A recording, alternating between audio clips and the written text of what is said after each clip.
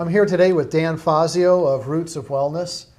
And Dan, we've had some questions come in, and one of them relates to something called musculoskeletal disorders. I hope I said that right.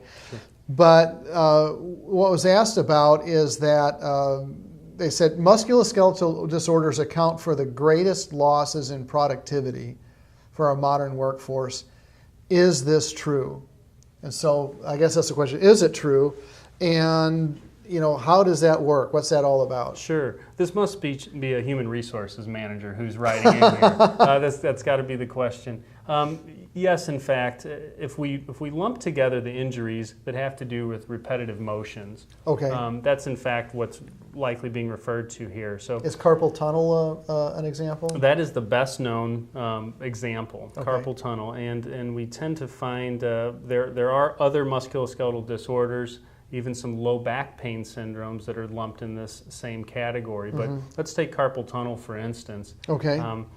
The carpal tunnel disorder tends to be brought about by workstation arrangement, and there's three different factors. We've got the duration of the activity. Okay. Okay.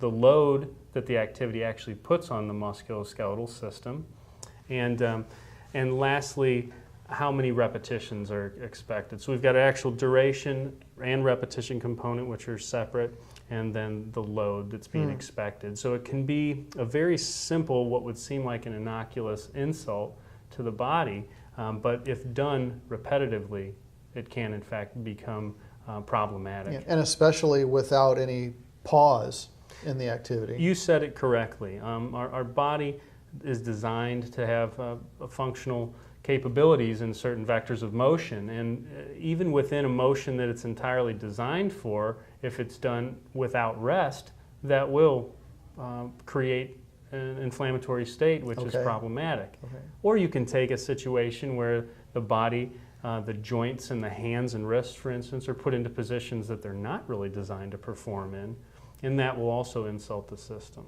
Okay. Yeah. And I've heard productivity experts say that you should take a break like every 90 minutes or whatever figure they use. That Yes. you should. I've also heard you say that every so often you should stand up, raise your hands above your body, and do something like that. Yes. And I've discovered that to be helpful. Just make sure you don't stick your hand in the ceiling fan. You're tall enough, you don't have to worry about that. I'm not. But I can tell you, what you're speaking of is called a micro break. Okay. And you're absolutely right. For per unit of time that you're sitting and working, and that is variable depending on what the task is. The yardstick I like to use is if somebody's working for 20 minutes to a half hour, that they take that micro break at least once in that time interval. Okay. So 2 to 3 of these an hour is appropriate. And the nice thing is it doesn't have to be a lengthy process. The break can actually be relatively short in duration. It just allows for the tissues of the body to reset. Okay. Okay? Yeah. Well, thank you for sharing with us today. Sure, thank you.